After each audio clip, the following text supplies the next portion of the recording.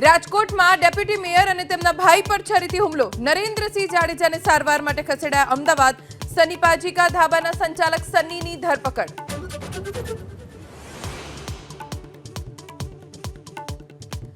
આણંદના ખંભાતના મેળામાં ચકડોળમાં બેસી ધાર્મિક ગ્રંથના પેજ ફાડીને ઉડાવતા આક્રોશ. લઘુમતી સમાજના લોકોએ આરોપીને ઝડપી કડક કાર્યવાહીની કરી માંગ.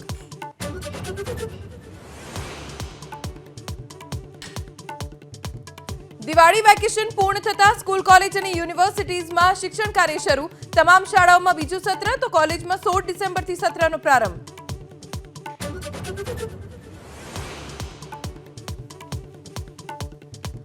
દિલ્હીમાં હવા બની વધુ ઝેરી. પ્રદૂષણને લઈ આજથી ગ્રેપ 4ના પ્રતિબંધો લાગુ. ધોરણ 10 અને 12 સિવાય તમામ વર્ગોમાં ઓનલાઈન અભ્યાસ.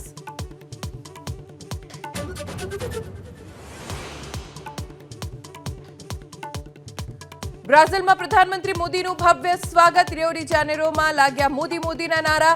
આજે G20 સંમેલનમાં પીએમ મોદી થશે સહભાગી.